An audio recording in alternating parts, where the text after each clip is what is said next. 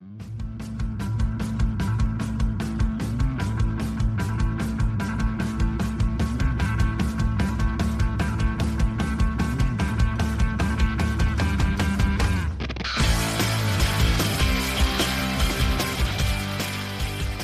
for the download. If you like what we're doing and want to help spread the word, then please take a few minutes to like this episode on Spotify, iTunes or YouTube. It'd also be great if you could subscribe to our YouTube channel or even take a few minutes to write a hopefully 5-star review on Apple Podcasts or whatever platform you're listening on. If you want to support the podcast, the best way to do this is via the Buy Me a Coffee link in the show notes, and I'm grateful for recent contributors helping to keep costs to the minimum. My guest today is former soldier Neale Smiles, who's been on the podcast a few times before, specifically episode 65, where we discussed drone warfare, and pod 51, where we talked about artillery and rocket launchers and training for war. Go back and give him a listen if you get time. On today's episode, we have an extensive discussion on military simulation and training, particularly within the British Army. It explores the evolution of simulation technologies, including virtual reality and augmented reality and their differences. Also, their application in training soldiers at various levels, from individual skills to large-scale battle group operations. The conversation highlights the benefits and limitations of different simulation methods, such as live, virtual and constructive, and the challenges of procurement and cost-effectiveness. Furthermore, Neale also tells us about the importance of data analytics in simulation and contrasts the approaches of different nations and utilising these technologies for military readiness. Let's crack on.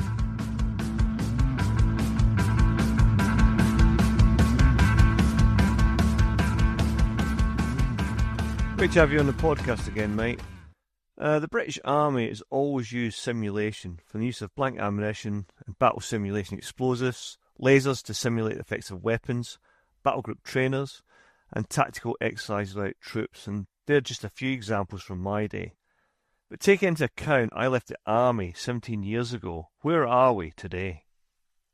Well, I left 12 years ago, Col, and specifically straight to go into the simulation industry, but the approaches you outline are still in place now largely. What has grown exponentially since you left is the use of virtual reality, or VR as it's known, and the attempts to properly exploit the tons of data that simulation seems to produce. To many people, virtual reality and simulation are often confused as one and the same, but as you've alluded to, simulation is far broader than that. I mean, we're on the cusp of operational kit being able to be plugged into synthetic environments. I know that ground broke a while ago on a building in Warminster, so that Ajax, the new AFV, can plug directly into it, amongst other things. And I think that's meant to be ready in autumn 25 at a cost of about 17 million quid. And in the air domain, there's talk of 5th and 6th generation aircraft being so complex and expensive to operate that a lot of pilots will actually fly high-fidelity simulators more than they will real aircraft. So, you've used quite a few terms there, mate. Can you just explain some of the terminology? Most people understand the term VR, virtual reality. I think just about everyone listening will have either played computer games or knows kids, or have got kids that do that, so PlayStation, Xbox and so on. And in all good areas of rapid growth, where you get evolution, stretch, or however you want to define proliferation, you end up with a spectrum. So you've now got things, terms such as AR, or augmented reality, MR, mixed reality, and they all come under the umbrella term of XR, extended reality. What these all are forms of technology that alter the user's reality, which is a grand claim, I know, and they do that by adding digital elements. Some work well, some need the help of the user to do what they claim, and some, augmented reality, to be frank, are not really viable yet. Can you just give me some sort of examples? Because I don't quite understand how they all sort of mesh together and the slight differences between them. So, for example, mixed reality, would that be like a soldier physically doing something on the ground with a headset or yeah, that kind of thing? I mean, the spectrum is hugely broad. It could be as simple as, you remember the SAT trainers that used to do, you'd have to do your weapon handling and engage targets before you're allowed to go on guard. Yes, I mean, it's very muddy. Lots of these things mean different things to different people. They're the sort of like industry terms: AR, augmented reality; MR, mixed reality; and XR, extended reality. And it's just been able to add little digital bits to make it a bit more realistic.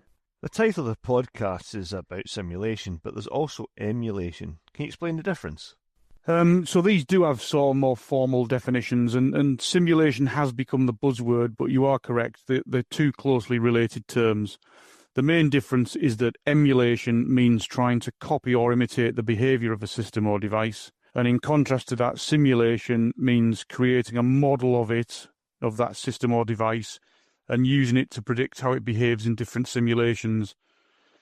So actually, we use emulators in military training far more than we do simulators, but the term simulation has become ubiquitous for all of this. So what is military simulation trying to achieve then? In simple terms, it's all about sets and reps.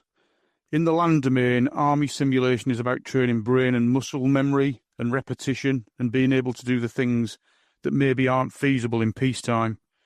In some cases, particularly where safety restrictions come into play, simulation can provide more realistic training in peacetime of everything short of killing people.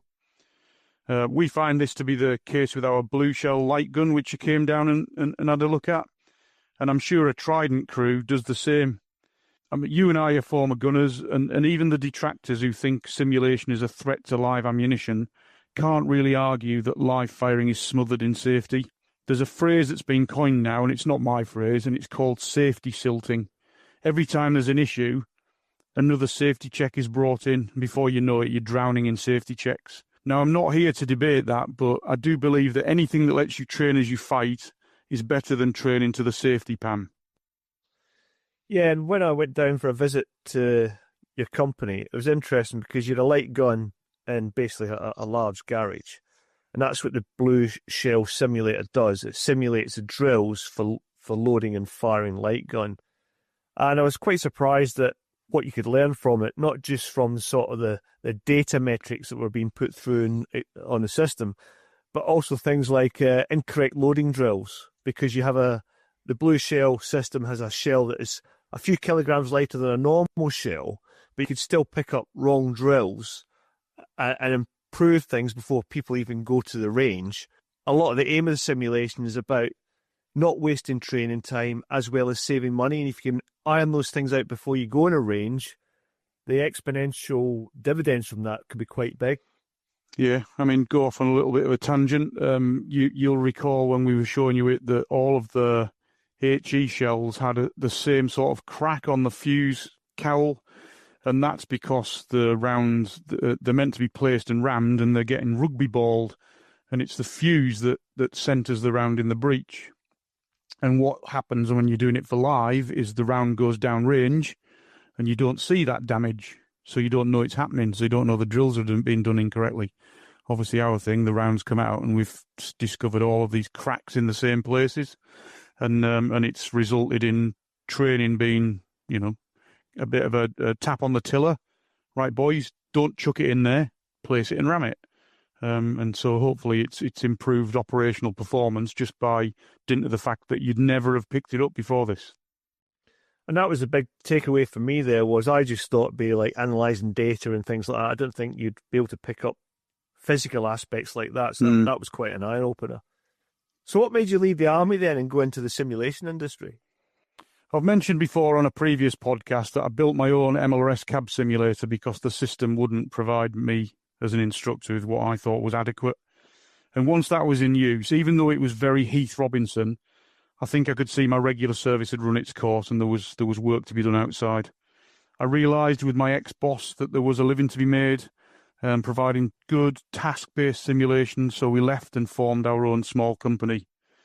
Later, we were acquired by a major training company, not quite a prime, to chase a specific tender. And that wasn't as lucrative as it sounds. I haven't got a massive Porsche out the front because I still work for them. But I do contribute on other projects out of hours where it doesn't conflict with a day job. In short, because these big primes chase tenders, but there are others out there, men in sheds, who do niche, low-level, real innovation stuff. And so advising small projects belonging to other people's rewarding in its own way. And I never thought I would be discussing a simulator for gastroschisis, but there you go. And that's where a baby is born prematurely with its intestines outside the body. And the nurses who do this, who have to deal with it, they don't have simulators to do this. And they literally were taping Haribo on the outside of dolls. So we've been discussing a simulator for that. Yeah, it's interesting, this whole way that after what Trump's doing with NATO and Europe, investment in defence is going to be huge for Europe over the coming years. But you've got the usual suspects, those big primes that tend to dominate. And again, we visited, I can't say, I'll have to be a bit circumspect here to protect people's privacy, but we visited a cottage industry of people that we knew. And they were showing some, to me, you saw how I was open-mouthed at the innovation of these two guys and what they were doing, two former soldiers. And it's just, how do you think people like what you're doing in your own little individual way, and those two guys we visited, do you ever think that they're able to get the traction without being smothered by these primes?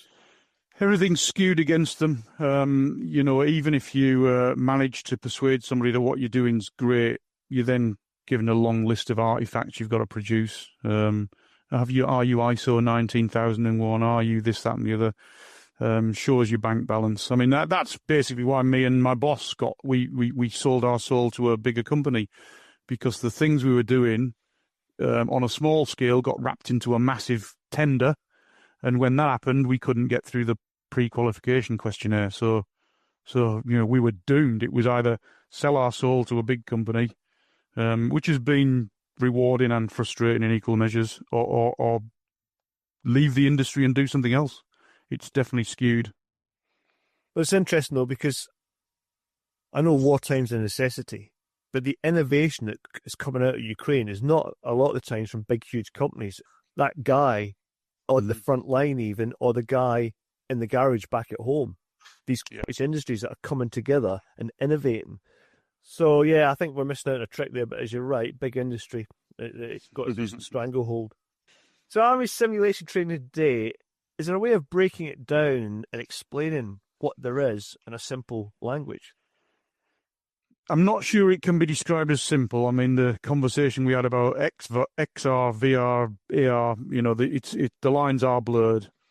But there's a typically military 3-letter abbreviation to classify simulation, and that's LVC, or live, virtual, and constructive. Live is real people doing real things. Virtual is real people doing fake or virtual things. And constructive, this is fake, aggregated people doing fake virtual things, if you can follow that. What do you mean by aggregated people? A battle group. A battle group becomes a map symbol that is a battle group. So it's a single thing you can deal with, but it's actually 600 people, 60 tanks, 200 Land Rovers. Okay. You aggregate its values. You're getting into wargaming at this point. You've been very kind. I think I'm beginning to get it. So live would be things like blank ammo, battle simulation, stuffed MBC mannequins for bayonets. What other live simulation is there? So the big ticket item is TES, or Tactical Engagement Simulation. This is the military laser quest system, but it also comes normally with tracking and after-action review packages. Other live systems, I suppose, would be things like full-size AFV targetry. There's a very innovative company called Guard Tech out there that are doing this. Or the AS-90 turret trainer in our sort of world. There's a Challenger loaded drills trainer down at Bovington. There's the blue shell light gun thing which you came and visited. And then in my world, MLRS, there's the RRPR or Ripper rounds, the low sub-caliber rocket, just to save you firing a £100,000 rocket every time. Things have moved on hugely since I was last in, and I do remember things like small arms trainer. And so, using that as an example then, virtual simulation is things like the small arms trainer, which you had to use to do judgmental shoots before you could carry live ammo on guard. Is that still the same application that I'm on the right lines there? You are, yes, that you are. This SAT, the small arms trainer, has evolved to become the dismounted close combat trainer. So, we abbreviate that to DCCT. And you can also do some observer routines on it and some support weapons. But even the DCCT is old now. Virtual is a way of training those things where it's either too difficult to really do something, or too risky to do it in peacetime, or the physical thing is too rare to be used a lot, or it's significantly more cost effective to do it repeatedly using virtual reality sets and reps, but where you want the individual or team to still carry out skills and drills. What virtual often comes down to nowadays is a real bloke sat at a computer. And there are several military Call of Duty style environments. I'm not going to list millions, but in the UK, we've got a version of a product called VBS4, Virtual Battle Simulation 4, which is your military Call of Duty. And in the UK, it's known as DVS, or Defence Virtual Simulation. So you hear the term VBS4, DVS, it's almost interchangeable. And what you find nowadays is that the MOD specifies Defence Virtual Simulation for contractor-provided simulators, though it isn't entirely necessary. Sometimes it's a bit of a red herring. I know the graphics on these simulations quite good, because I was listening to a podcast last year, and the two hosts got into a bit of a to and fro. And one was saying that basically the graphics didn't need to be good because it was the mythology behind the training that was the thing. And his co-host argued, no, he disagreed with that. And his argument was that for young men and women nowadays, the graphics have to be good. Otherwise, they think the product they're using is crap, basically. I was just wondering what your thought on that. Yeah, yes, both sides are true. If the youngster that you want to use the stuff thinks this is rubbish, then they're instantly switched off. They got their phone out, they're doing other things. But by the same token, the first guy was right. You have a thing called the fidelity plateau. So if you're for what we do here, if you're doing a UAV soak of Imber Village, it needs to look like Imber Village. But once you found the ZSU by the church, your focus is on the ZSU, and you're now going in through your processes to attack that target. And you know it's in Imber because it's by the church. So does the church and does the whole village have to be absolutely realistic? No. You need to know that target is where you think it is. Does it need to be Hollywood graphics for people to invest their time and effort into doing it? Yeah, it probably does. So there is a balance to be met. I mean, the thing we do is all out in the field. PCs that you use out in the field cannot have graphics processors that can handle Hollywood-tastic graphics. So we are in the good enough space, but they're using it in the field, so they're doing it in the conditions they should do it in. It's a balance, like all things. That's what is a balance and cost as well, because those high-end graphics, they take a lot of to produce as well. They do. So going back to that soldier there then, a couple of questions really. What does it mean in today's army? And what kind of roles is today's soldier doing sat at a desk over and over again? Well, since you rode off into the sunset, the Army now uses several virtual trainers, such as there's one called ICAVS-D, Interim Combined Arms Virtual Simulation (brackets deployable). And this is where a contractor turns up at a barracks and sets up a local area network of PCs to allow vehicle crew level training for manoeuvre subunits. So you put the whole squadron out in all of their positions. So that means that the real person is driving a VR tank, and next to him, another real person is doing the VR gunnery. There's also the JFST, Joint Fire Synthetic Trainer, and this is your in-barracks OP trainer, the Invatron in old money. Your fire support teams go into the JFST facility, and they go through observer routines, fire missions, calling in mortars, airstrikes, and so on and so forth. Another is Vulcan. This one is coming along. This is also known as the Ground Maneuver Training System, and it's coming into service specifically to provide Challenger 3 and Boxer simulation. I've been on the sidelines of an experiment that's integrated with the Defence Virtual Simulation, which is the MLRS Tactical Capability Trainer. But it's not all sat at a desk, though. If the soldier isn't sat at a desk, then what seems to be mainly computer-based training, what and how are they doing VR?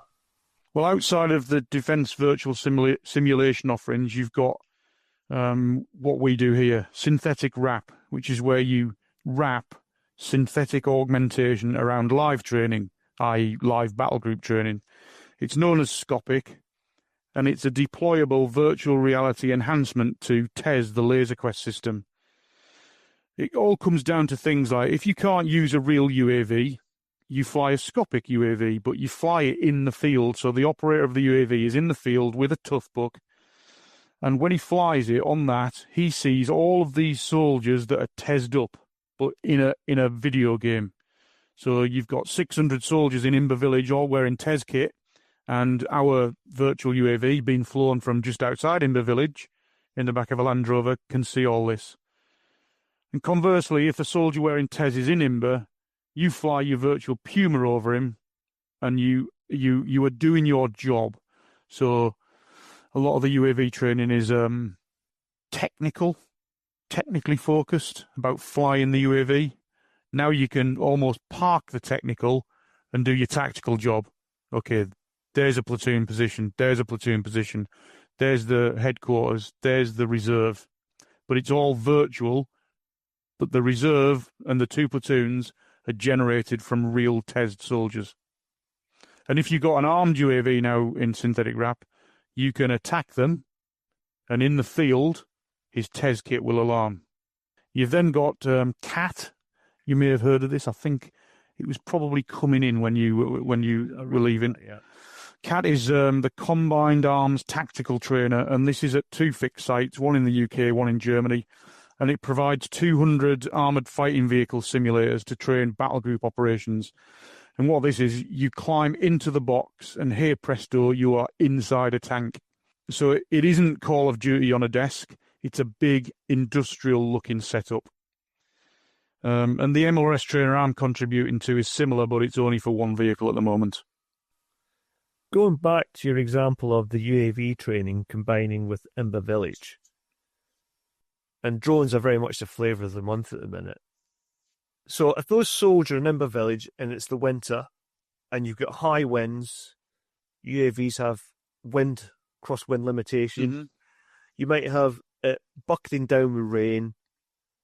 Can you simulate those conditions as well so that they impose real restrictions on the UAV during that simulated training? You can. We're interestingly, we're having this discussion right this second now with a live exercise that's going on. And on the one hand, yes, I want the real world limitations, and it reduces your ability to use it.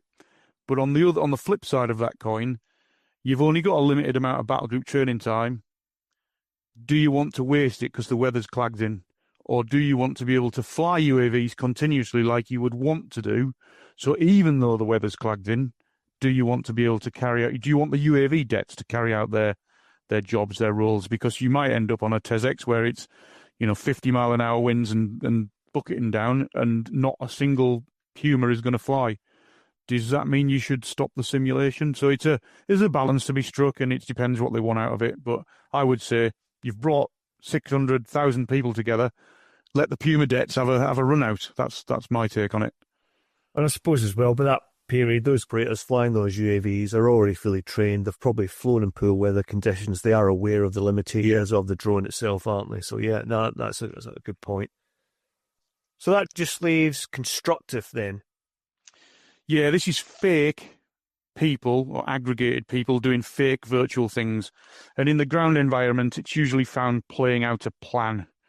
The best way to describe this is as two map symbols fighting each other.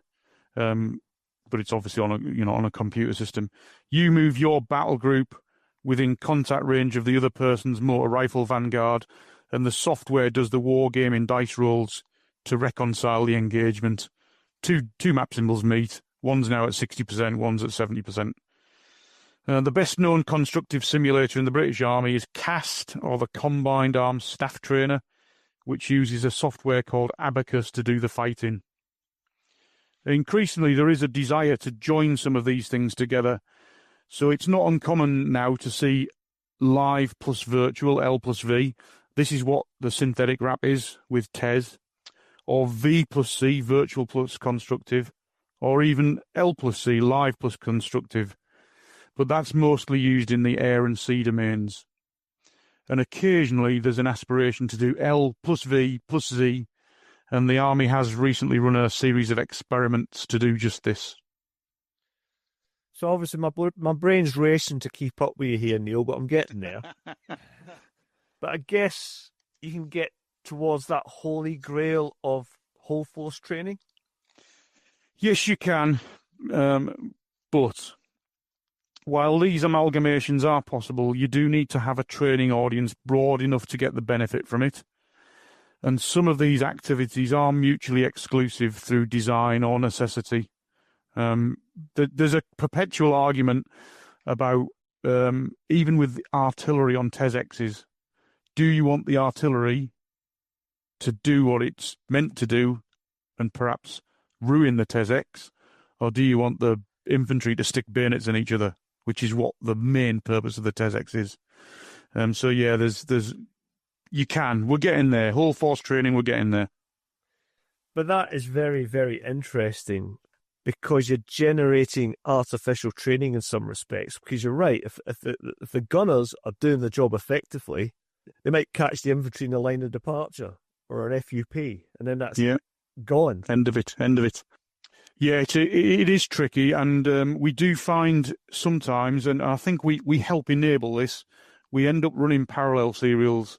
So the battle group doesn't really know it, but we will do JTAC serial, Joint Tactical Air Controller serials. The guy who calls an aircraft in to bomb something, we'll run them off on a flank on top of the TESX, but the TESX doesn't know, turn off the traffic so that it doesn't interfere.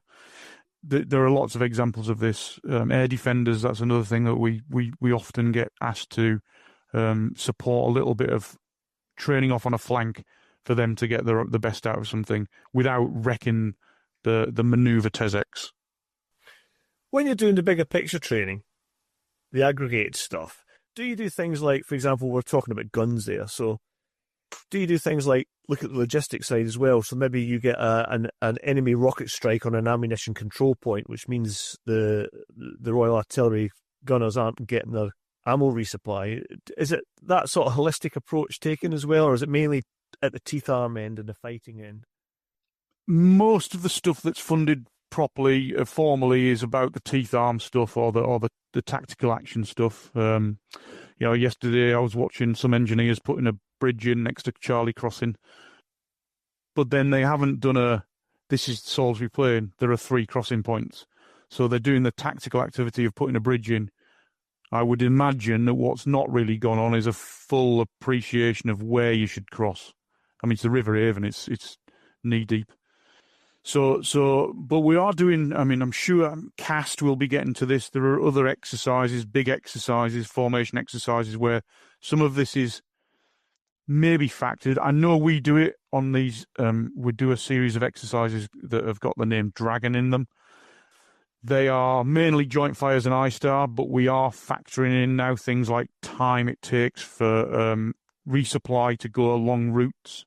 Now, again, some of this happens in parallel because the exercise by necessity is a time jump exercise, but we do like them to get some of their logistical planning rolling, and we'll run that in real time. So there's a point quite rapidly where it goes out of sync with the exercise, but at least they start to understand how long some of their things are taking. It's difficult. I mean, we're not in Germany anymore. We're not in Battis anymore. So doing the completely joined up stuff is awkward. So where's the British Army putting its emphasis then? Well, the big ticket item for British Army simulation is still TES, or Tactical Engagement Simulation, the military laser quest. TES provides instrumentation on dismounts and vehicles for what's called a TESX. I appreciate I've mentioned that a few times, a TES exercise. When it first came on the scene, this stuff was colloquially known as MILES, another acronym, which stands for Multiple Integrated Laser Engagement System. But I reckon if if your listeners have watched Heartbreak Ridge with Clint Eastwood, you've all seen it. So even if you've not experienced it, there's a bit when they're doing the training where they're going down a valley and he ambushes everyone, and it's a laser that comes from your rifle, a receiver on the body, and then alarms that go off. At its heart, though, and it doesn't really matter who provides it. There are 3 providers in the UK: Cubic, Saab, and Ravenswood. It's a set of gear on the soldier and or the vehicle so that they can play big boys laser tag, fused with tracking over a closed network to the exercise control, or XCON. And the XCON is where the contractor and the army staff meet, and the role of the contractor is to provide support to the army to build their after-action review. And this uses tracks from tracking, obviously, engagement stats, how many rounds have been fired. You know, A company fired 60,000 rounds, B company only fired 5,000 rounds. Firing vectors, the objective was suppressed. No, it wasn't adequately suppressed, and so forth. And increasingly, the synthetic wrap around these TESX is providing more capability by the day, be this artillery fire missions, engineer obstacles, virtual UAVs, which I've described, and so forth. And then non-line of sight instrumentation is also now being provided for light howitzers, mortars, grenade machine guns, javelin, GIMP-SF, similar systems. And some of this, such as weapon ranges, an ability to penetrate foliage and smoke and so forth, is exposing the flaws in lasers. And the holy grail that's been sought in the US and Europe is laserless TES. So right now it's very much dependent on soldier with rifle, blank ammunition triggers a laser fires a beam hits a receiver. That does your engagement, but you know it's going beyond musket range now. Javelin 4,750 meters. TES lasers can't do that. So there's a big push on to go laserless. Would that be using some sort of GPS with it? There's a couple of terms being bandied around. One is geo-pairing, where you know where your platform that's going to fire is, you know where the round is going to land. You effectively then pair victims to the point of impact and then do the reconciliation like that. But that doesn't always work if things move, victims move. Some systems like Javelin, you can, once you've acquired the target and fired it, the missile's doing the hard work, and the tank can sort of move out of line of sight of the operator, but the missile's still going to get him. And that's been the term that's used there is entity pairing, where you know that the number of the missile launch is 1, 2, 3, 4, 5. You know that the number of the tank is 6, 7, 8, 9, 10. And at the moment of squeezing the trigger, if 1, 2, 3, 4, 5 was locked onto 6, 7, 8, 9, 10, then that's going to reconcile the thing. And that's not geographically tied because, of course, the tank can move, but it can still be hit. Lots of current generation anti-tank systems, they once you squeeze the trigger and the thing was in the sights when you did that, it's effectively going to be a hit, probably. A lot of people with big brains working on this type of seat.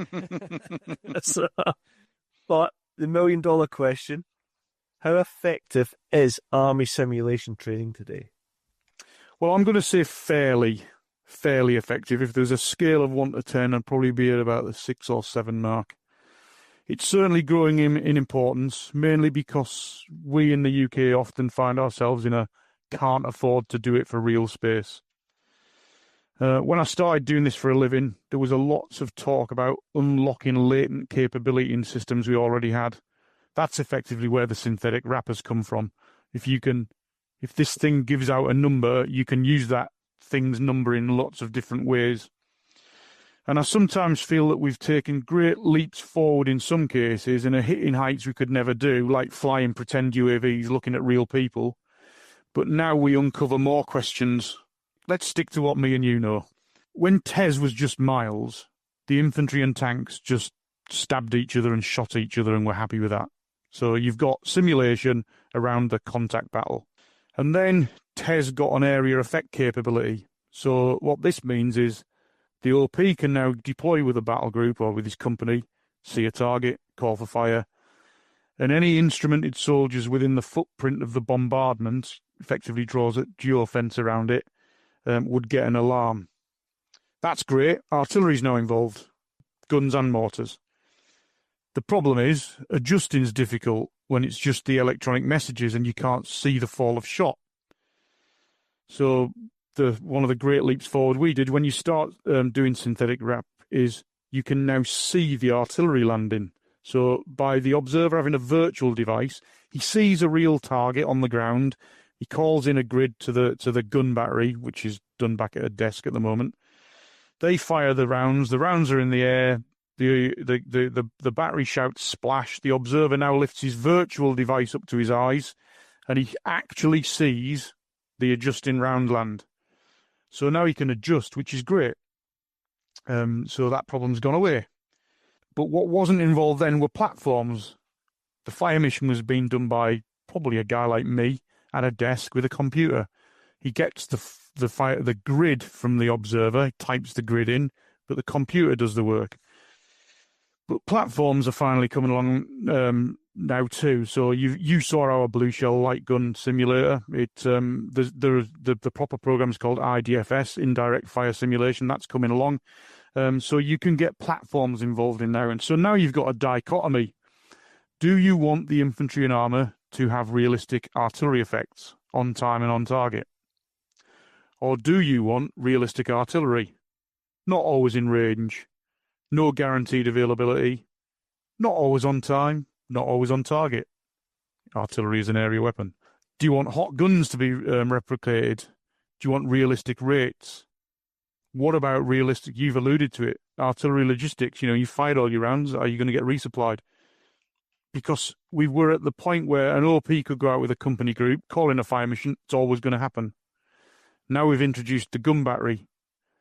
The gun battery's got to get to its platforms, got to move. It's been hunted for by UAVs. This is happening on exercises now. They're firing and moving. When they're moving, are they available? No, they're not. Not instantly.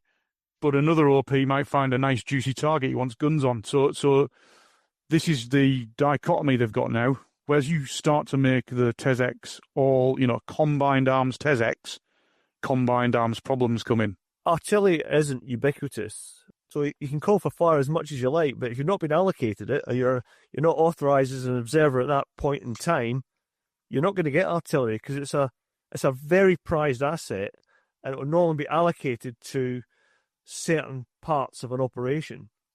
Yes, all of these, and now so the more you add, JTAC's a great example. We do JTACing, and 99.9% of the time now when we do it, the plane is virtual. So we'll fly a virtual plane in. It'll release its weapon, but it might not, because we also give all this instrumentation to the OPFOR. And what if the OPFOR's placed his air defence properly and the Apache gets shot down? The JTAC sat waiting with a target he must prosecute, and now the helicopter's gone. And you don't always know that straight away. We've had quite a lot. The sim isn't working. No, the helicopter's been shot down. But because the pilot's dead, he hasn't told you. And so you've got people fumbling around, where is my aircraft? So yeah, it's very, very complicated. I mean, for current generation anti-tank systems, not many of the contemporary solutions available really cut it. So training as you fight starts to become flawed. I've talked about Javelin, but there's NLAW as well. So Javelin, you've got a range issue, 4,750 metres. Lasers go in straight lines for about 1,000 metres. That's the sort of eye-safe level. There's work going on to take this a bit further. NLAW's within that 1,000 metres, 800 metres, not a problem. But Javelin goes much further. Neither system works on line of sight. So you would expect to be able to fire an NLAW at a tank that's hull down and the round go off above it. But where do you aim your straight line laser? And if you can't see laser receivers on the tank, but your system you're operating could get that tank. So there's a lot of problems that people are trying to work around. It's a bit unfair, but many of the people who are told to use simulation aren't really sure how to exploit it best, so they skim the surface of what could be done. Or the other end of the scale, they try to artificially shoehorn things together, which doesn't really work. This sounds then like simulation adds more complexity. Is it really worth all the effort of time and money that goes into it?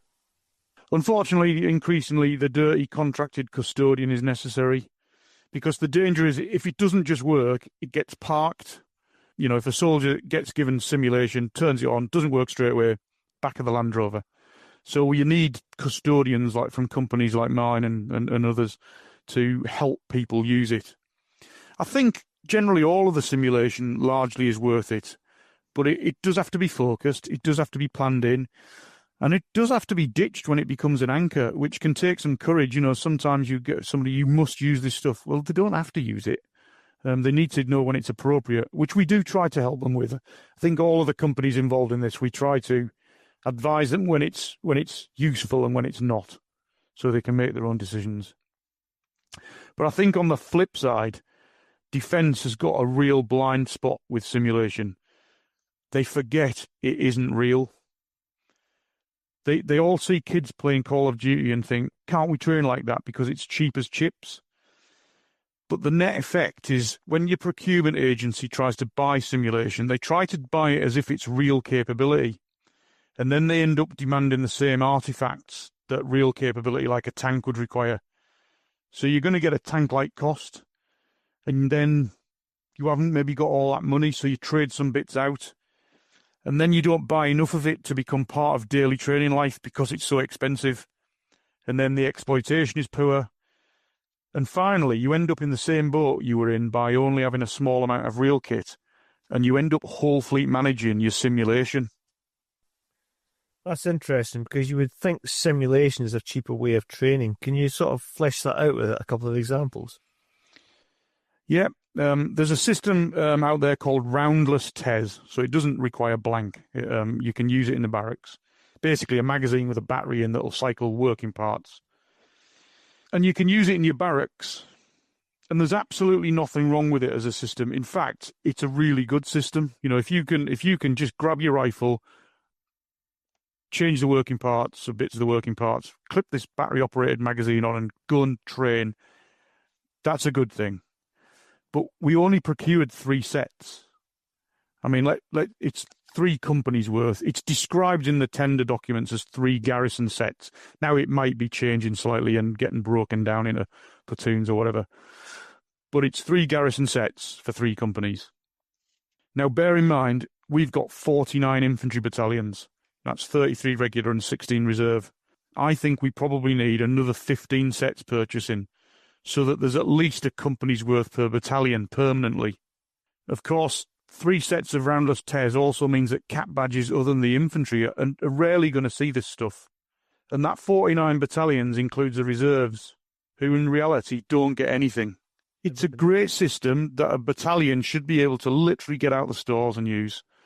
And given the reserve infantry as well has got a remit to provide fire teams, I would suggest that TES is focused at the wrong end of the scale.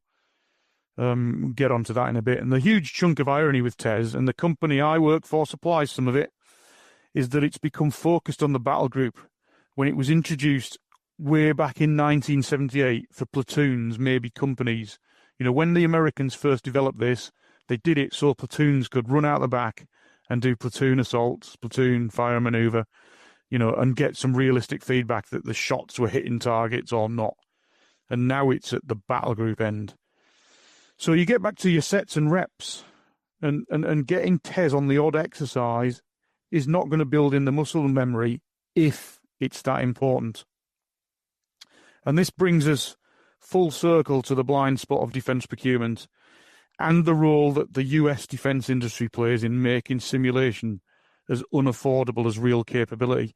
Because the way that things seem to have developed is the Americans are almost saying, hey, NATO partner, if you want to be good enough to contribute and fight alongside us, we think your training needs validating with TES. And they have a couple of big training centres where they put brigades through TESXs, full-on brigades with a big op for. And And so they have taken this platoon level capability and whacked it onto brigades, but with the volume that it would require if you're going to flip it that way. I think that to validate your performance at battle group level, you need fast, accurate tracking. You don't need the full-on Miles stuff. The umpire of our day has been replaced by lasers and geofences, but the higher you go, the less compelling these results are, and the less relevant what the individuals do becomes. I mean, you'll have seen the Dirty Dozen, where they get followed around by a fat out-of-breath umpire. And that was the same in the Cold War for us. You know, you go on things like Lionheart and Crusader and the big exercises, Reforger, and every unit had an umpire that was allocated to it. So, you know, one of the formations, their job for big exercises was to provide umpires. And BOR was competent. In Germany, we were competent when umpires were the solution. And if the umpire's with you, it wasn't the surprise killer. You might remember you got fire marker teams appeared with TESXs where a red top Land Rover would turn up on your position, and that meant you were going to get bombarded because they'd start lobbing smoke grenades out. And the simple answer from an FST's point of view was to put the Warrior in reverse and just go backwards, drive away from the fire marker team. I know I'm about to be shelled. And sometimes this is just as good a way of doing it as lasers, which do have flaws. If say 30% of your kit isn't working, and the umpire also brings you context. You know, okay, yes, they were shelled, but they're dug in, or the overhead cover.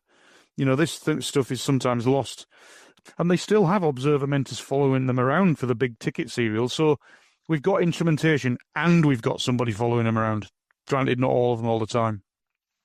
If your observer mentor can become an umpire, then that's great at the time. But surely the data will come into its own further down the line. And also, not just the data at that given specific exercise, but are you able to aggregate that data and maybe use, I don't know, AI to interpret it? Absolutely true. I figure data analytics will look at trends and comparisons in real time, build on the database so that AI is analysing performance over months, if not years, after the event.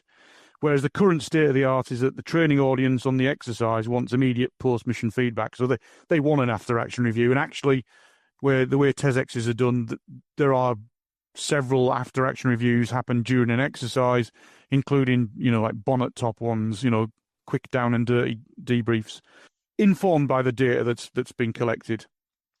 And as far as I can see, data analytics right now for this stuff is in an early evolutionary place. I do see some really great examples. A small Irish company called VRAI, that are VRAI, you can find them. They're doing some good things with the RAF on Hawk. They've done some stuff with the Army Reserve MLRS. And in Ireland, they do their own Piranha crew competency data analytics. And I think the problem comes back to TES, and that's from every provider, not just the one I work for, or not just the others. And TES rarely gives data that's a true and complete contextual reflection of what happened. And we also don't have enough. So if you remember the 49 battalions I mentioned, 33 of which are regular, some COs are going to go through their tenure without being reamed out by a TESX. So you could legitimately ask a question if the Army's missing talent. So because some of them might not get a TESX in their 2 years in post. And then conversely, is one TESX a true reflection of a battle group's competency?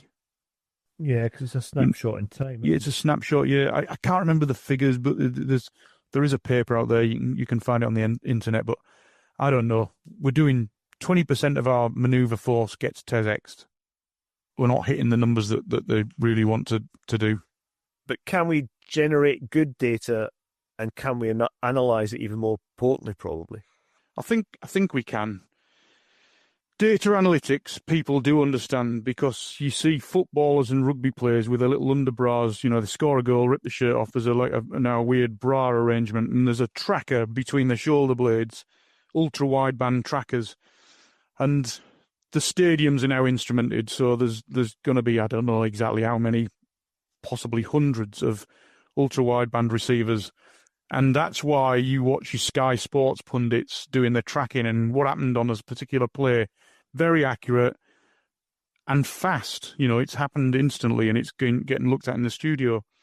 Unfortunately, our TES gear is a generation or two behind. I think I'm being kind there. And actually, if you wanted to get to football stadium analytics, you're going to need 40 or maybe 400 masts on Salisbury Plain, not just the 4 that there are. We use a system that needs 4 big masts on the plane. Other providers use different bits of the spectrum and use more masts over a greater area. But none of us are near the 40 or 400 that you'd need to give you football match analytics. And I know that planning across industry and militaries is looking at developing this man-worn gear, as it's called. Soldier-worn gear, I suppose, now. But I wonder if we should be looking at the egg and not the chicken. I think it's time to invest in saturating the training areas with the right receivers and cameras, relying on cheaper, smaller, less intrusive devices on soldiers. I mean, at the moment, they're putting a set of webbing over their webbing. That's where we're all at. Doesn't matter who's giving you it. And I do think that interpreting manoeuvre is the key. The laser stuff, largely irrelevant in my opinion. Straight lines, defeated by cover, range limitations, no ricochets, not all working all of the time either. It means you're getting outcomes that sometimes could be as accurate as tossing a coin. I mean, you can debrief a battle group on how they manoeuvred their companies and platoons into good or bad or average positions to launch their mission. I think everybody would agree that, getting your forces in place is the key. And I would like to do better tracking and then let constructive simulation referee the combat. I watched a soldier once a few years ago. He's a real young lad in a jock battalion. And I think it was in Battus and he'd had 2 missions and he'd been shot 300 metres out from the objective on both missions. And he was a bit, he was getting grief from his mates because he hadn't gone through the assault to the reorg. And surely there's more value when you do. I don't know how many missions there is on a TESX now. Let's say 1 a day, 7 days, 7 missions. You want your young Toms to go through 7 assaults all the way through the objective to the reorg. You don't want the same unlucky bugger getting shot 7 times and sitting down 200 metres out. Let the constructive simulation, which is very good now, let that do okay, you launch your assault, it was great, or you launch your assault, it was appalling, you're all dead. But let them all do it. Yeah, that's got to have more value. And after 2 times, he'll have learned about cover from view and cover from fire. And you get TES heroes because they're not really going to get hurt. And you get people who mask over the receivers, TES cheats. These things go on. The kit doesn't work all the time. If stuff goes down 2 minutes before the assault's launched, it's down. You're not getting the data from that guy. Some of it, the shots, that does get collected and can be uploaded later, but the movement doesn't. It's interesting you're talking about football and athletes having their data monitored, their physical data. I was listening to a podcast a while back, and this guy was advocating the same for high-performance special forces units. He's equating SF guys for the time and money and training invested in them as high-performance athletes, which in many respects they are. And he was advocating for body-worn trackers, etc., to monitor their health. So, that you didn't maybe send them on a beating if they were worn down, the tracker. You know what I mean? So it's like you're looking after these people who need to be physically fit and healthy at all times. So that was another aspect of sort of data tracking that I found quite interesting. Parking the lasers then, what can simulation bring to TES training? Well, you've just hit on it there. The interpreting the data, whether that's manoeuvre and biometrics, should bring a whole new level of analysis. If you think about sportsmen, your software, people will watch a football match and think, why are they taking him off now? And that's because they're getting the tracking data live. And so when it's time to bring off your number 7 because his reactions are getting slower, or his average top speed is dropping, or his explosive acceleration's tailed off. There's what is it? Can't remember what the term is for your muscles, twitch muscles. You know, you can tell now. Yeah, you can tell now when your winger is not going to get past a defender. And so maybe this kind of data will change how assaults are conducted, or approach marches, or convoy drills, or the time required to get people into an FUP or out of an FUP, or your analogy, your SF, high performance military athlete. Now, I'm not saying that TES is completely rubbish. There is a purpose to it. It serves a purpose. The Army invests a lot of time and effort in it. But I am questioning if the juice is worth the very expensive squeeze. TES gear's got a bulk to it. I've already said you're putting webbing on top of your webbing. So it's limited in numbers because of storage, the repair it has to go through, maintenance, the batteries that have to be stored. This involves lots of people. By and large, it's got bespoke network infrastructure, not an insignificant network and logistics effort. Now you add the soldier wearing webbing over his webbing being a key part to it working properly. So they do these TES taps and they align their lasers before they go off to do missions. And TES itself becomes a mission. I mean, alternatively, we could make a great leap forward now and issue every single soldier, all 70,000 of them, an Android device. I mean, they've all got them anyway. But give them an issued Android device with a caution control tracking apps and a constructive simulation in the background adjudicating any battle they take part in. And this is going to completely change how training is conducted. Of course, it needs a cost-benefit analysis, but already you can imagine it would emancipate TES by ensuring every exercise, the small ones that a logistics regiment do, to the big battle group level stuff, it would mean they're all instrumented, and it provide a bearer for a million other capabilities. Your Strava apps, your JPA, how many steps you've done in a day around RHQ. How many Androids does the MOD already issue? I bet it's a lot, and I bet I know what the reserves would say about this. The only problem I would have with that is data protection. Because, a lot of smartwatches now are banned on deployments. Yeah, that's why I reckon it should be caution controlled. The Defence Digital people, they get your app credited by them, and if it's good, secure, on a VPN, let's go. Yeah, because actually, even just in never mind a deployed environment, in a training environment, if that data get hoovered up by the Chinese or the Russians, it would be hugely invaluable to them. But I didn't realise that costing thing was do what it did. You're implying that this isn't cheap, when simulation sounds like it should be inexpensive to a layman. So what is the British Army spending on it? Well, we do spend quite a bit of money on simulation, and you're correct, though. At face value, it sounds like it should be cheap. After all, one of the drivers for the virtual reality kind of approach to training is that soldiers are doing it on their Xbox on an evening, ad hoc teams, they'll get online at 7 p.m, they'll have a beer next to them, but it's beer and bayonets. They arrange it beforehand with the comms, so they're talking to each other. They've got all the section weapons that they could ever want to make them look alley. They do some QBOs, quick battle orders, and then it's Leroy Jenkins time. And I would encourage your listeners to, if they don't know about it, look at that link at the end. Leroy Jenkins. And what should be bedroom cheap just ends up getting wrapped into larger tenders.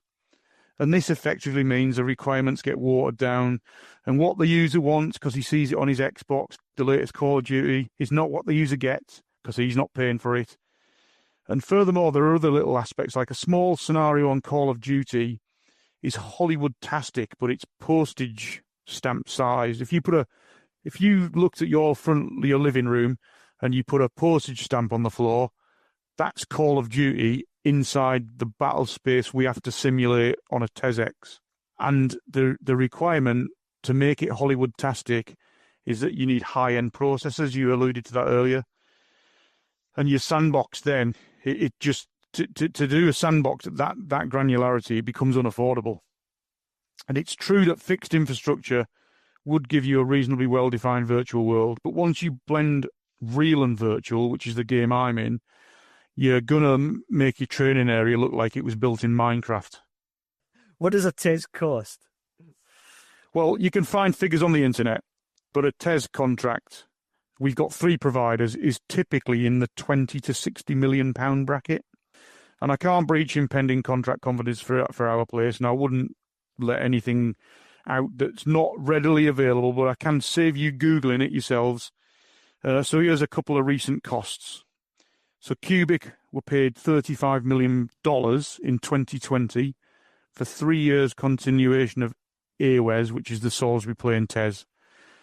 And this doesn't include the capital purchase of the TES gear because that was already in place. The MOD already owns it.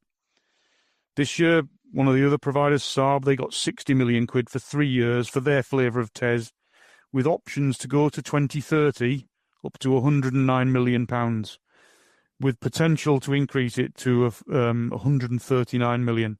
But again, their TES is already deployed and in use, so this is to service it and keep it going and provide everything that else comes with TES. And to keep it fair, the third provider, Ravenswood, they got £31 million in 2020 for a 5-year contract in Kenya. And this did include the new TES, and their TES is made by RUAG. We've got 3 different types of kit as well. Cubic, Saab, and Ravenswood, stroke RUAG, stroke Tallers now, I think that they own it. And interoperability is not plug and play. So no matter what all 3 of them tell you, it isn't simple to use their gear with their gear, if you get my drift. And it isn't just TES, though. So on top of the TES X, I know we need a ton of blank to service the TES. Now, I tried to get a freedom of information answer out of the MOD and they wouldn't give me it. But every laser shot is triggered by a blank currently, apart from that roundless TES I described. So Saab, Ravenswood, Cubic, you need to bomb up. You've got full mags in your pouches with blank. So the blank comes on top of it. And then the synthetic wrap, the stuff that we do, that's in addition to it. They're separate contracts as well. They're not in the TES contract value, but they are not cheap. And then there's a whole load of other contracted services on a TES X. There are aircraft real aircraft that provide I-Star payload. So as well as our synthetic wrap I-Star, you can get a real aircraft buzzing around the training area. But of course, that's limited by time and duration and costs money. There are people that run the op for that costs money. There's data tracking and exercise tracking and so forth. So there's a whole lot more goes onto a TESX. It's not cheap. I think your listeners would get bored if I just reeled off figures, and possibly just as bad would be a long list of companies. But it is worth bearing in mind that these companies react to tenders, and they very rarely initiate innovative products they then offer. They can all be innovative, but not, I would say, blue sky innovative. The Army sort of outlines a requirement, they go away and think about it and come back and say, we could do this. It's not the same as saying, hey, have you seen this? Which some companies do. And it's interesting because it's really hard to estimate a tangible return of your investment in these things, because, do you know what I'm saying? You can say you can put X amount of people through a TESX, but how, I struggle to see how you would understand if something's value for money or the return of investment is worthwhile. I'm sure there's people who look at it in some way, shape or form, but that is quite problematic as well. From what you're saying there, are tenders part of the problem? Absolutely, they are at all levels of simulation. Simulation tenders are requirements driven. I mean, sometimes this could be appropriate. So the building I mentioned right at the very start, so you can drive your Ajaxes in and plug them in. Yeah, I get you would want to tender for that. But people shouldn't lose sight of the fact that with simulation, you're doing pretend shit. It's not real. The whole point of simulation is you're not doing the real stuff. And when a tender is as complex as, say, like an F-35, it doesn't get a properly sovereign UK systems requirements document because the UK is buying into the US government's thing that the UK had very little say in. Now, I know that's topical as well, and there's certain countries are now backing out of that or saying they're thinking about it. Everybody was invited to join the F-35 program by the US. Nobody put a tender out saying, we must have a super-duper fighter. Oh, and the answer is F-35. Why then run requirements-based competitions for simulation? When the technologies involved are changing at pace, when a PC refresh is on average every 5 years, Why get into requirements gathering, tender publication, competition, challenges? We've been in a few of those, delivery schedules and so forth. I mean, unit simulation, you've got to buy your own PC now to use that defence virtual simulation I mentioned. And the spec of the PCs you need is 2,500 quid. I think the last time I looked, unit innovation budgets were $5,000, and some units ask us, could we get X, Y, and Z? I've got $5,000. That will buy you 2 PCs. I can be a pass-through man if you want, but just go on the internet and buy 2 PCs. And look at the speed of change in drones. Now add the normal procurement template for a training drone. I can tell you all, I'm not going to break the MOD's confidences about some of the drone stuff that's going on, but the speed of procuring training drones is nothing like what you're seeing in Ukraine with the speed of innovation of drones. Nothing like it at all. And unfortunately, the procurement system itself, it can't influence an aircraft carrier. You know, these are capital decisions made years out. F-35 years out.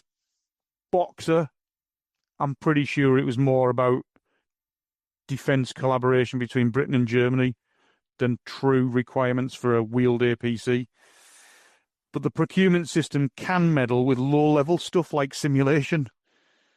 And then complicating this, the staff officer can wax lyrical in his requirements about what simulation should provide, mainly because it's an exercise in the mythical domain. You know, it's pretend, it's not real. And then this meets pricing.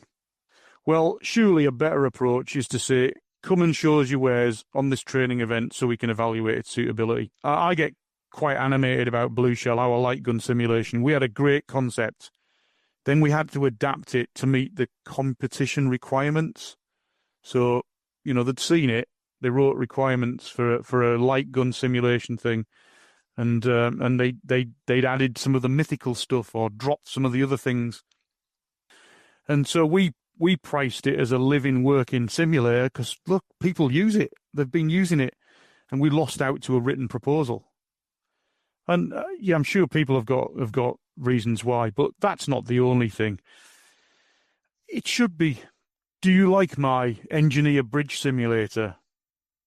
Well, try it and then buy it. And if you don't like mine, go and buy the other bloke's. But at least ask him to show you it first. You know, if you want a bridge simulator to get across big European rivers, ask us and people will show you them if they've got them. And the thing is, nobody in D&S, they don't buy their own cars with a requirements document. The average Joe that's dealing with these tenders in Abbey Wood will be following a process that he's obliged to follow. I understand this. I understand why these processes sort of are in place. But he's never going to apply it to the big capital spends of his own, his house, his car. This is not how they work. It's not how the real world works. You look at a house, I like the look of that, I'll buy it. You test drive several cars, I'll buy that one because it's within my budget and it's what I quite like. So what the army actually gets across many of these tenders is some overinflated hardware. Brutally honest, but it is the case. I've already mentioned the cost per PC to run defence virtual simulation. The specs are quite high. But it's to run a virtual reality software that they've already bought, that has already been through its own competition. And to be clear, I mean, DVS, Defence Virtual Simulation, was competed, and then the sim systems that they mandate must use DVS are competed. This inflates the price, and it means that, unlike the software, it can't be everywhere. And if it can't be everywhere, it can't change the culture. So back to this problem. Your cheap sim ends up being whole fleet managed like the tanks you haven't got. But increasingly, virtual reality is expected to provide repetition in lieu of equipment that you haven't got. Yet it isn't quite good enough, and it isn't widespread enough. And where simulation should be heading, and this is one for requirements, is into real kit. So I mentioned that Ajax building, but just about all of our sensors and seekers now, everything apart from binoculars, they're digital. And it's about time that every bit of real kit comes with a training mode. I want to buy your thermal imager, and I want it to have a training mode. Or mine hasn't got one. Well, go and buy his then. And eventually these companies will get the message. Because you don't want me or anyone else making an emulation of a sighting system. Back to emulation simulation. Emulation's never going to do everything the real thing's going to do. You need the soldier flicking his gear to sim mode and using his virtual reality on his real kit. Yes, complete defense virtual simulation, but feed it into BGTI. Now, I accept that the graphics processing requirement for sights and simulators is different to simulation engines, but that's currently. But that would be a good use of a requirements document. Make the real kit guy give you a sim mode that can join together with everything else. And there's more to it than virtual reality, and the answer shouldn't always be virtual reality.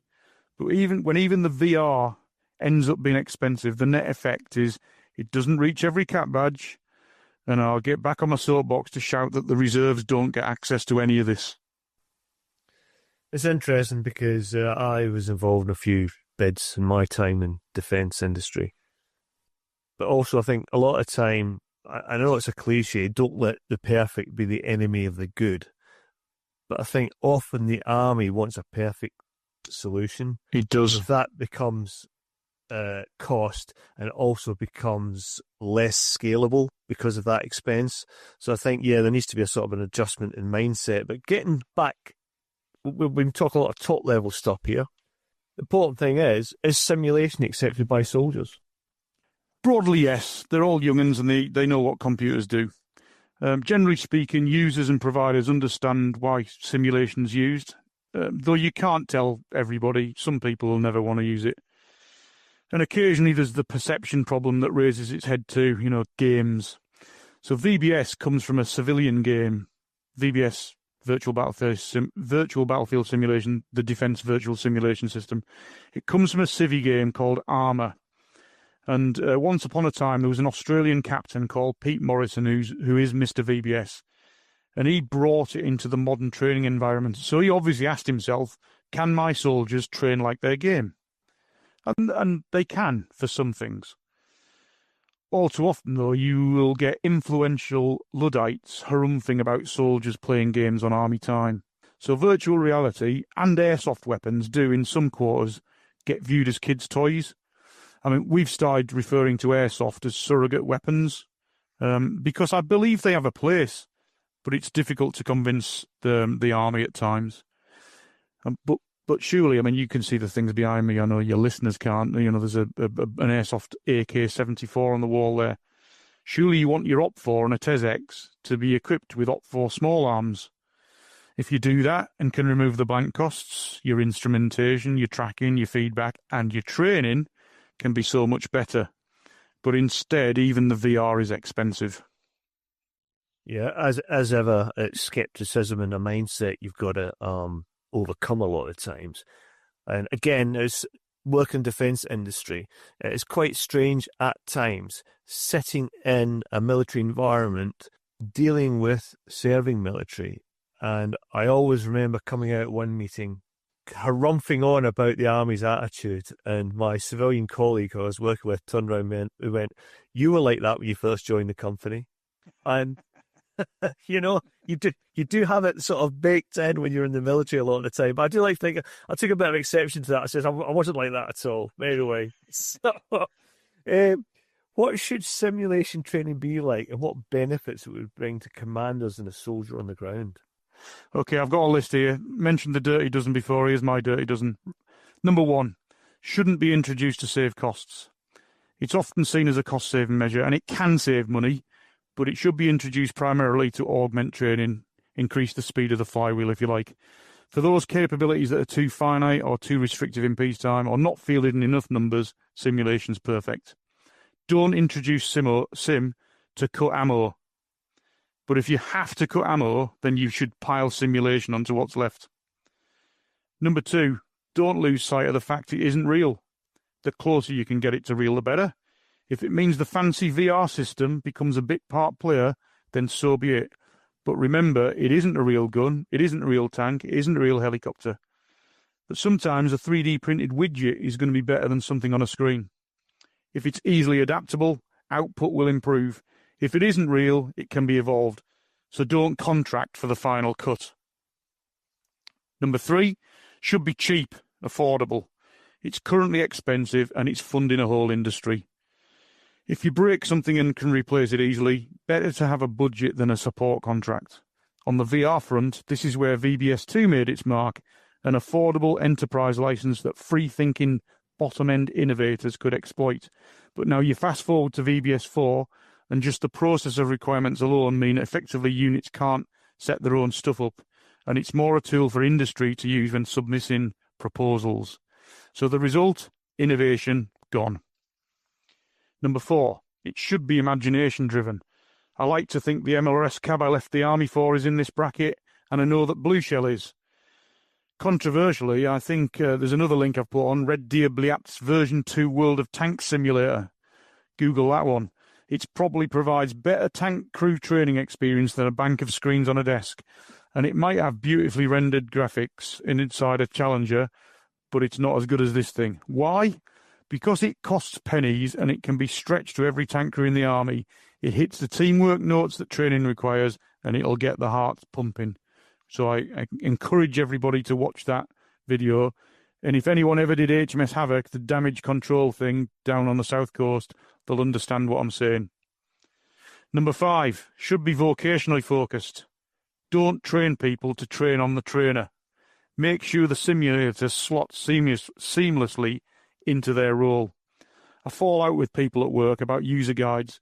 If it needs a user guide, you've got it wrong. Number 6, hybridized hardware is best. At work, we're very proud of Blue Shell. The Army already has the simulator, we just bring it to life. I have a little saying, metalverse, not metaverse. Number 7, it must be procured in adequate amounts. I mentioned this earlier. We should have 49 sets of RTEs for our infantry, including the reserves, not 3. In fact, I'd upscale it for each Army Reserve Centre. Once you need to whole fleet manage your simulation, you've buggered it up. Number 8, it must be ubiquitous, not just for combat. Why do we have Blue Shell for gunners, but not Blue Bridge for the engineers? When I first started in simulation, Arborfield was one of the early VBS2 adopters to teach young officers. But we don't have a Dragon Simex for the REME. I've never seen a Maxi-Mash or a Mini-Mash for the medics for a long, long time since Germany. And surely, if we're heading towards World War III, that's the kind of training, simulation, the Royal Army Medical Services needs. Number 9, it should be seamless for regular and reserve. The regular army is a speed bump. The reserve fights the wars. The 2021 Reserve Forces Review is littered with examples of why simulation is important for the reserves, but beg, steal, borrow is the order of the day. If the reserves are provisioned with simulation of all types, it also becomes a recruiting asset. Number 10, should be off the shelf and cobbled together. Simulation is man-in-the-shed territory. It doesn't need a requirement, it needs mission command. Number 11, it's all about improving performance. The second it detracts, stop doing it. If it works, keep doing it. Commission more. Improve it as you go along. And finally, number 12, it must be accepted as ersatz. It's not real. It should be able to be replaced, fixed and modified on a local level. I can't say enough that simulation isn't real. It's pretend. If it goes wrong, local users should be able to get it fixed, not wait for the contractor to respond to a 30-day notice that something's gone wrong. Sim is expensive. Support contracts are expensive. In the words of Donald, make Sim cheap again. Do you know what, mate? Old Donald's getting quoted quite a bit now because I've made my Twitter/X account make artillery great again. Make America Great Britain again. Yeah. So I'm now gonna I'll probably stick in a hashtag for MSCA for you as well, right? That go. When I'm advertising this pod, I'll be doing hashtag MSCA. So we're coming towards them, mate. What nations are leading the way on simulation, and what can we learn from them? Actually, we're up there. We're not bad at this stuff, mainly because we haven't got enough real gear. But of course, the USA is the one that's got the budget. There's a major training program of record in the US called the Synthetic Training Environment, STE, that everybody else is following closely. Annoyingly, the US Army's been quicker to take up some things developed over here. So Blue Shell, we have a mortar solution as well, and it's really good. Didn't come in the UK, but our US part picked it up, and it's now in service with the US. But also the US has been the hill on which some other products have died, and this is good for the rest of NATO because the US at the moment is doing the beta testing. So I mentioned augmented reality right at the start, where you sort of like try to drop virtual stuff over the top of a real view. And the Microsoft HoloLens, or Integrated Visual Augmentation System, IVAS, was put onto a $22 billion contract in September 23, but it was off contract a year later, as even the US recognised that $80,000 a set for each infantryman was a little much. So they're chasing AR, MR, XR, whatever it's known as this week. And the short version about this is, unless you control the whole environment, augmented reality is not yet viable. Mainly because your 6 DOF, do you know what DOF is? Degrees of freedom. So if you've got a simulator with a platform like an aircraft, even for the big airliners, these things move as you tilt, bank to the left. It feels like you're banking to the left. So DOF is a term about things moving on axes.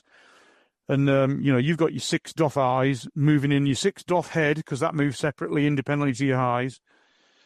And then you're going to end up walking around with a Ghostbusters rig on your back, on top of your TES gear, which is already sat on top of your webbing. So at the moment, this is why this stuff, it just doesn't work properly. There's a load of other reasons, but augmented reality is difficult. I'm sure it'll get there, and the US does put considerable funds away simulation.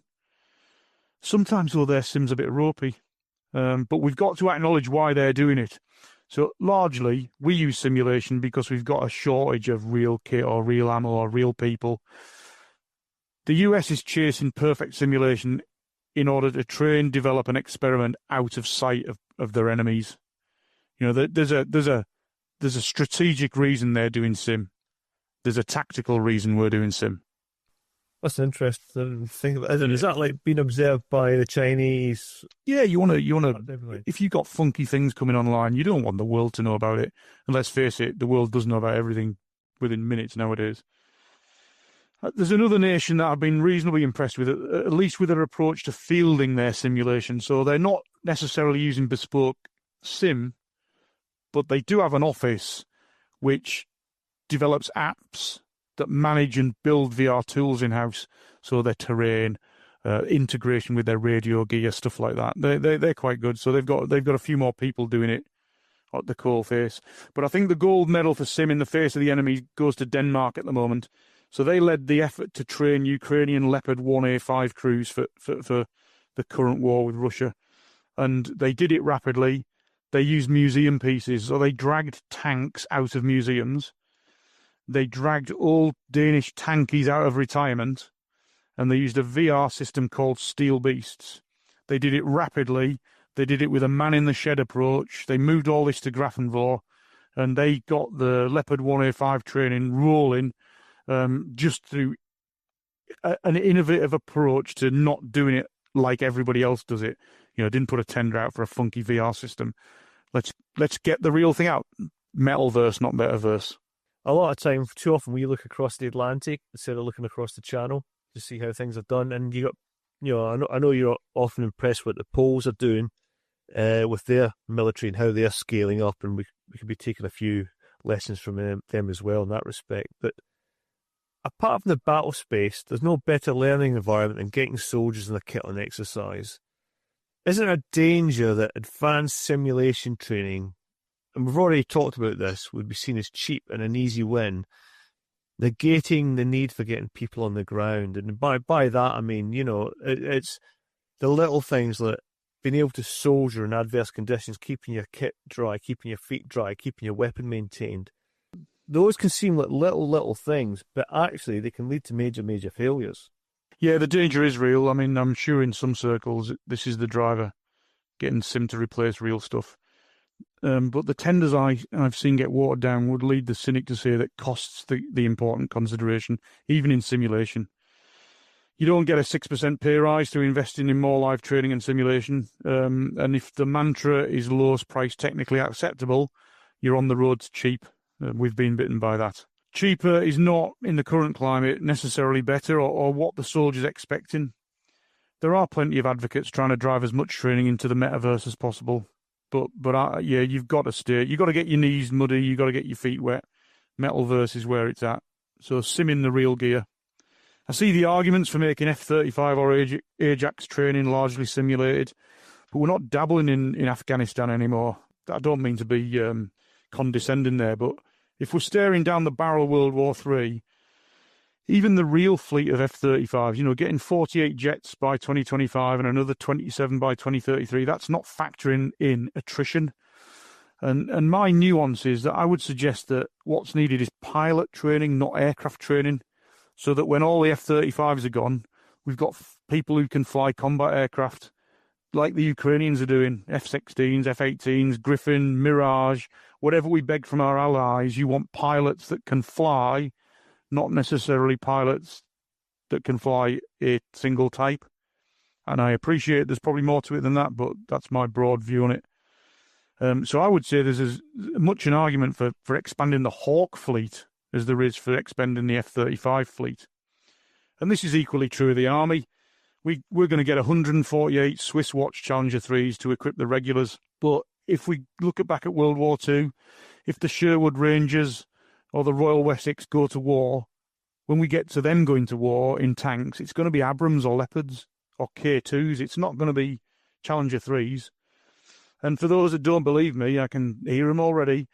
The Royal Wessex put a post up yesterday about their annual camp in 2025 in Montana on M1A2.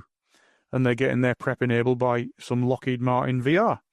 So they're even looking at doing their camps on somebody else's gear because we don't have the kit to do it on Challenger 2 or 3. And if we're going to blow a lot of money on simulation, then people have dismissed Warrior, but maybe there's a case for a Warrior training upgrade. Make it automotively more robust. Maybe even take the turrets off, turn them back into APCs, not IFVs. So it doesn't need a full sustainment program, but it would keep the Army armor-minded. And then you could use like an applique approach to training enhancements. If we're going to have something with a javelin turret on it, I'm sure you could sim that on a Warrior that's now there just as training fleet, because there's a lot of money about to get blown on a lot of things, and I'm not sure it's the right stuff. In ground training, there's a lot of really good work going on with instrumented live firing. So at the close battle level, training in the field is getting the attention it deserves. The Calfex, where you just do pairs fire maneuver, that's almost ancient history now. Drones are involved, depth is involved, flanks are involved. The IMLF stuff's getting instrumented metrosized live fire. It's getting really funky. But there are projects coming, such as the ICAVs, which was the crew trainers on a desk, and Vulcan, which is the Challenger 3 and Boxer combined arms maneuver stuff. It could become the norm, or provide the bulk if we're not careful. And one thing is for sure, VR cannot replace BATUS, but it seems like some people have accepted that's what it's going to do. And I would just say that the last TESX that was on, the Ford gates and the crash barriers at Charlie Crossing got munched in the space of a week. They'd been there for years, and it might have just been bad luck, but a couple of things I've seen. Training on armour is important, and the VR needs to be complementary, not instead of. The big gap with all of these systems are the capabilities that sit at brigade and division. The focus, the money, the effort, the staff horsepower, and therefore the requirements documents for simulation, they all look at the battle group. Your big formation exercises, there's a couple, Warfighter, Cerberus, Iron Dragon. These are all CPXs with a largely constructive simulation. So your staff effort rarely gets the friction of tactical action in one training event. Of course, there's good training goes on at these Div CPXs, but they're all at the Div CPX. They're not involving, the 4+1. So now that you've got the big 4+1, EW, UAS, long-range fires, iStar and logistics, GBAD and logistics. You know, these are all held at a high level. They're all finite platforms. They don't take part in these big div CPXs. Only as a low con. Budgetary efforts, another thing. There's a thing called the Collective Trading Transformation Partnership coming along. And depending on your source, it's either a £1 or £2 billion 15-year program. So not cheap and easy, not quite in American HoloLens territory. That, I quote, aims to improve the British Army's training methods for future warfare scenarios. And whatever it is, it's the distraction that all the big defence training providers have right now. I think it's been down-selected to 2. But if you try to undertake a metamorphosis of simulation from tactical close combat to operational combat support, it's going to encounter budget reality. And the real losers in this Sim v Live conundrum are going to be combat support to a degree, definitely combat service support, and definitely the Army Reserve. And if you just look at Ukraine, all those things have been vitally important in a long-running war, haven't they? So we're covering an awful lot of ground there, mate, and that's been really good. But my final question then, if you can bear with me, is if you could mention anything, what is there on the horizon? Well, I obviously can't go around spilling my day job secrets. This podcast might get me in trouble, but going a bit further would probably get me sacked. But in the round, I think the Army is finally getting over its reluctance to introduce drones into training. I'd like to think, Col, that you and I have played our part in that. But I've seen Puma Dets out training regularly in areas very close to barracks, roads. That, you know, they're within the rules, but they're closer than they've ever been, and they seem to be doing it quite a bit. I know that it's happening at lower levels as well. On the private front, I'm involved on the periphery of an MRS project, which I find personally interesting and satisfying. That's out of hours. I'm also chipping away on a proposal to try and introduce urban master training estate called Microfires, but it's come up against a brick wall of funding for the moment. Passed the quality line, didn't pass the purse strings. And that will have Blue Bridge in it. So all you engineers out there, go and find me some money. There's a vocational training tool I'm doing called Shellbell. I'm hoping to get into an online store soon, which will be a fusion of fitness and data with a huge helping of irony, because I only do walking the dogs nowadays. But Shellbell will be vocationally in there. And we've been, there's a little group of us trying to work on some smart wargaming as well, going by the working title of Question 47, which I hope we might have ready for a demo in July, but it's some bits are proving a bit difficult. Sorry, mate. Question 47, is that like room 101? What is it's relevant to questions 4 to 7 on the 7 questions. Yeah. So for listeners that don't know, there's an Army estimate known as the 7 questions. It's basically how you're going to conduct an operation from as little as a 6th attack, basically, through to, you know, big wide range of stuff. And it was a huge flavour of the month when I was in, and probably still is by the sounds of it. Still is, but they change the terminology of some of the questions occasionally, but it's all the same stuff. Question 47, that's what we're going to hopefully roll out. And then finally, the only thing I would encourage your listeners to do is to look at the stuff in the links I sent you. So, you know, I'll put them in the show notes. I know this is an audio thing for when you're driving, but the tank sim stuff just blows your mind. And if nobody's... Leroy is absolutely worth a look. Leroy Jenkins! Proper QBOs. That's it for another episode. Thanks to Neale for coming on the podcast, and to you, the listener, for your continued support and suggestions. Please keep them coming, and our email and social media links are at the bottom of the show notes. You can find us all the usual suspects, including Instagram, Facebook, YouTube, and Twitter. If you've downloaded us from iTunes and like the podcast, it would be great if you could leave us a review there or anywhere you get your podcast from. And thanks again to Nick Beale for his continued help in offering technical support to his company ISAR, and we'll see you next time on The Unconventional Soldier.